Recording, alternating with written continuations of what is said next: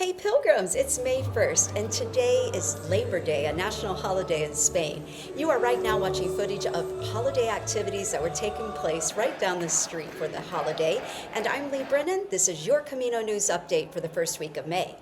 Today we are taking you on a tour of the award-winning and one of the absolute most adored albergues on the Camino Frances. Can you guess which one it is?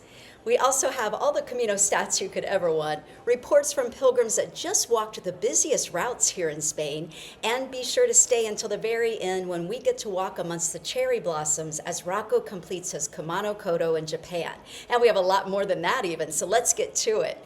First up, we have Lindsay, and he takes us to the albergue that Lotus Eaters selected as their favorite albergue on the Frances, and the Confraternity of St. James awarded them the highest rating of 3 shells and the top award of the Golden Shell for the Camino. If you've stayed here, you know why Casa Susi is so beloved. Let's visit them now with Lindsay. Hi there, Lindsay here again. I'm on the Camino Frances, having just spent some time at Casa Susi. Many pilgrims have described their stay at Casa Susi as one of the peak experiences of their Camino. Casa Susi is the result of Pilgrims, Susi and Fermin's dedicated effort to transform a long vacant, dirt-floored barn into a work of art and haven for weary pilgrims. So what can a pilgrim expect when they arrive in Trapadello, 175 kilometres from Santiago? With the doors wide open at precisely 1 p.m, a ring of the bell will have you welcomed with a refreshing wild mint iced tea, while Fermin does the paperwork and gives you the run of the place. Now it is simply time to shower, wash, socialise or relax on your bed, the terrace or the extensive garden. Destination is Santiago. I'm a florist by trade. At 7:30 p.m, the dinner call is made and the magic that is Casa Susi begins. Pilgrims are invited to share what has heart and meaning for them in their journey so far. With nutritious seasonal and local courses served with local wine, no 2 meals and no 2 evenings are ever the same. Laughter, tears, light-hearted music, or deep sharing with new friends are all a possibility.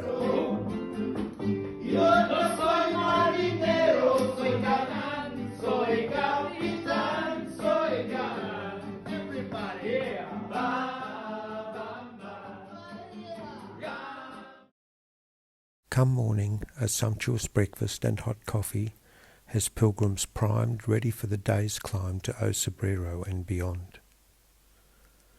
A morning of cleaning, gardening, shopping, cooking and loving touches prepare Casa Susi for the next pilgrims with exciting new tales to tell. Such is a day in the life of this selfless and dedicated couple, reminding pilgrims they are loved and supported on their forever journey to Santiago and beyond. Hey, thanks, Lindsay. Well, pilgrims, walking through Plaza Obradorio this week has been like walking through a United Nations of pilgrims. It's been absolutely heartwarming to be walking through and hearing so many different languages. You know, people of every nationality just peacefully mingling in the plaza. They're all side by side, laughing, joking, smiling, and they're all just celebrating the completion of a common goal of reaching Santiago de Compostela. Johnny Walker is on location this week working, so I'm covering the pilgrim stats this week. So far this year, the number of Compostelas handed out through the end of April is up, do you want to guess? 19% compared to last year, and that's with a total of 70,624 pilgrims. But I can tell you by living here, it feels like so many more pilgrims, and it is, because that number only reflects the number of pilgrims that actually get their Compostela, and not everybody does that. It's been like seeing a gorgeous river of pilgrims coming into the city this week, and I have been getting so much joy. My friends and I, we just sit out right in front of Alameda Park, and we're just watching the pilgrims as they're getting ready to across the street, right there at the crosswalk, and boy, their faces are so excited as they can begin that last little bit of their trek into Old Town and possibly seeing the cathedral for the very first time in their lives. Now, let's look at these stats from a more tangible perspective. If you were lucky enough to own Casa Susi or stay there for the last 2 weeks of April, here's who you would have met per Susi's guest list since opening for the season just under 2 weeks ago. 114 pilgrims have stayed at Casa Susi in just under 2 weeks already, 62 of them being women and 52 of them being men. And of those pilgrims, where were they from? Well, 16 were from the US, 12 from Germany, 11 from Australia, 10 from France, and 9 were from Korea. And the remaining, well, there was just a handful from various different other countries. So how cool is that? How fun to be Susi and Fermin. Now let's turn to the stats for the 5 most walked paths so far this year to date. The Frances coming in at over 32,000, the Portuguese Central Route just over 15,000, the Portuguese Coastal Route just over 10,000, the Ingles just over 4,000, and the Primitivo just over 2,000 plus. Let's bring these numbers to life with tips from pilgrims who just arrived from these paths for some up-to-the-minute perspectives. First up, here's Australian pilgrim from Queensland, Peter Albergue, and he's on his 5th Camino. He just finished it, and he just got in from walking the Frances when we met up. He said his walk this time on the Frances was pretty quiet until he got to Sarria. He wasn't surprised, but he said from Compostela to Samos to Sarria was great, but then it got super busy. So he knew to book ahead, which he did. When I asked him his favorite place to stay on the Camino Frances, well, what a coincidence, he said, Casa Susi. I asked how he felt when he arrived for the 5th time in Plaza Obradorio this week, and he said it was an experience of pure joy and gratefulness, as you can see in this photo right here. Look how happy he looks. Now let's turn to an American pilgrim from the state of Washington, Shoshana Kerewsky. She just got in from walking the Camino Ingles, which is the 4th busiest route of the year so far. She and I met up in Pilgrim House. Well, here she is from her volunteering post this week. She gave me some feedback about the Ingles that included, Ingles wasn't that busy when she first began, but as she got closer to Santiago, it started getting busy. There were way more pilgrims and some accommodations were filling up. She took some amazing photos during her walk like this one. She told me she booked ahead because this was her first time walking the Ingles and she wasn't sure just how busy it would be. As she had heard, which is true, that there are a couple of towns without a lot of options like Bruma. Her favorite place was Albergue Camino Real in Ciguero. She said the hosts were really nice people, that it was clean and it was a comfortable facility, and they were attentive to all pilgrim needs. She was on the Camino Cafe podcast not long ago, so check out that episode. If you'd like to get to know Shoshana better, check out her Camino books, Cancer, Kintsugi, Camino, a memoir in which she received the Firebird Award for, and her newest release, 50 Days in May, Reflections Along the Camino de Santiago. Now let's turn to the Primitivo with another American pilgrim from the state of Florida, Susan Peacock. She's walked a bunch of Caminos and we sat down to chat. She said the Primitivo was one of the most beautiful routes she's ever walked. And wow, look at this photo, amazing. I can't wait to walk it. She said the Primitivo wasn't quite as hard as she had anticipated from everything that she'd heard, but now looking back, she wishes she would have added a day or two for the days for walking, because some of the days she would have liked to have broken up. They were long stretches with a lot of elevation climbing. She cautions those with knee or ankle issues that there are a lot of ups and downs and long days. She didn't find the apps and guidebooks all that useful when it came to finding food on the Primitivo. She said often the food symbols, the fork and knife, were just hotels and albergues that only provided dinner for guests and weren't really considered stops. She said a number of stages that they walked were without food or water stops for 15 to 17 kilometers. She added that she didn't see any fountains during these times. She found the number of walkers on this path to be just perfect, enough to make a Camino family in the evenings, but she rarely saw many on the trail, so she had a lot of solitude too. Lastly, she said Oviedo is just a great place to stay for a couple of days before you start your walk. Now, as a follow-up to our recent story about what to watch out for with online Facebook groups, earlier this week I chatted with U.S.-based pilgrim Rebecca Martinez from California. She's one of the admins of a new group for women over 50 on Facebook. Rebecca walked the Camino Portuguese just after her daughter set off for college, and she'll be walking the San Salvador very soon.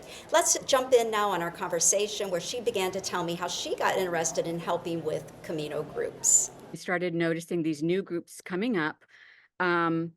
And I'm walking, 24 in 2024. So I was joining some groups and they I started noticing some things, and the admins were tagging everybody in t-shirt sales, and this is not what admins do. So I started delving and noticed a lot of fake profiles and some of them arguing with me. And so I just, the one thing is really my button issue is Pilgrims being scammed. So from there, Yeah. that's been my interest. So that's how you became acquainted with Darren on Camino All Routes, one of the largest Facebook groups that's out there. And just recently, he invited you to do something else. So let's talk a little bit about that. Yes, we were connecting about the scams because I was posting them in all routes, and he was very thankful. And we started talking about their demographic. That group has the largest portion are women over 50. So started throwing around the idea of a sister group, and with Johnny and with Paul, and it grew from there. And here we are. Darren has been so supportive and he's giving a lot of his time and just helping us get started because he's got a lot of experience with this. So it's been great. My goodness, you've got some experienced administrators that are working with you on this group, and very well trusted administrators that have been working tirelessly to grow quite a wonderful Facebook community. I think you're already up to over 1,000 members. So there's definitely interest in having a group for women that are 50 plus. And I just wanted to ask why you think that is. Well, being of that demographic, I just know that sometimes I appreciate spaces with other women my age because, we can talk openly about things and common challenges that we have and offer advice. So, there are sometimes some specific issues, right? Like we can talk about how to deal with, hot flashes in the Camino or how to fit a woman's pack. And we have a lot of knowledge, a lot of experienced women who know that their advice is going to be taken seriously and that we have a lot to share. There's a lot of wisdom to share in that group. Yeah, I find that we have a lot of commonalities oftentimes is that, many of us in this age group have spent a lot of time raising families, having a career, and now we're kind of making a pivot. And sometimes that can feel really scary. Maybe we've never really traveled a lot on our own, and it's scary maybe the first time thinking about considering a Camino. And we also can carry a lot of guilty feelings, maybe leaving family members behind, children, no matter their age. And so I find a lot of comfort in it being in a group where I know a lot of women can identify with. We have different experiences where, we know those feelings that we have are valid and they get validated in the group, and we support each other with those kinds of feelings that we experience, the guilt, the what do I do next? I have alone time for once. Can I do this? Now, the name of the group is Camino de Santiago, Women 50 Plus All Routes. You are one of the administrators, so we should say that you're working with a group of administrators. It's not just one person running this group. Right. We are a hardworking group, a lot of women who are giving of their time. They're so great. I'm so happy and thankful to have them working with me. This group isn't about one person. It's not about me, and it's not even about them.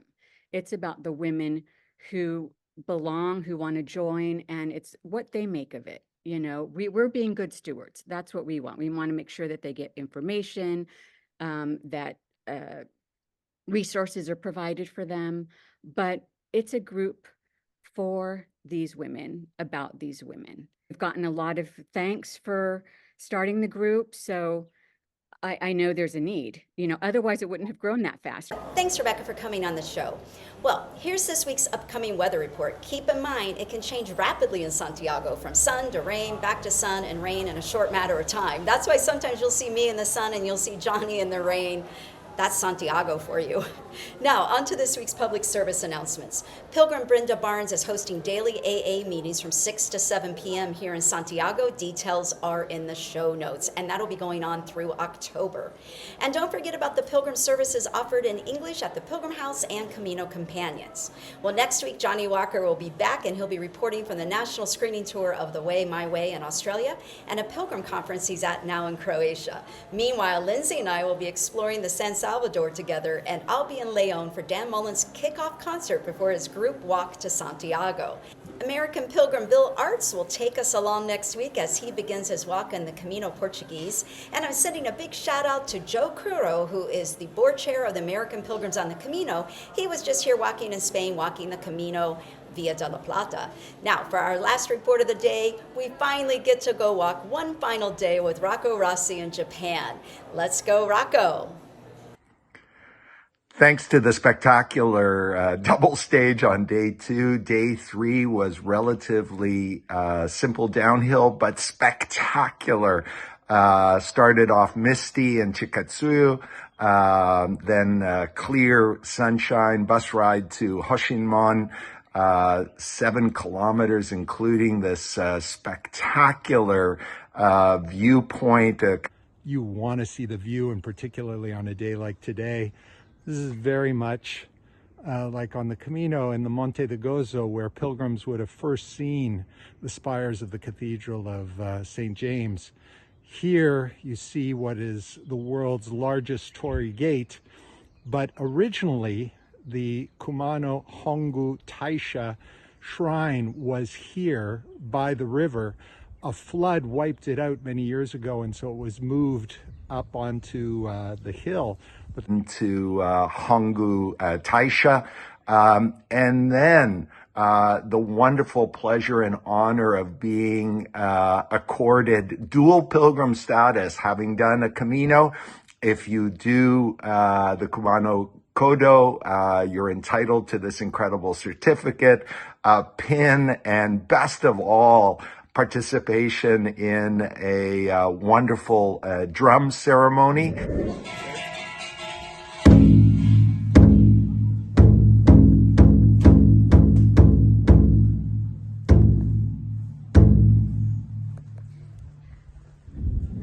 Which was really moving. And then look down at the Torii Gate. I was in the midst of cherry blossom season, so spectacularly beautiful. And then a big climb up to Yunomane Onsen for the night, hot springs town where the water is so hot you can boil eggs. Thanks for watching, Pilgrims. That's it for this week. We hope to see you in Santiago soon. Ciao.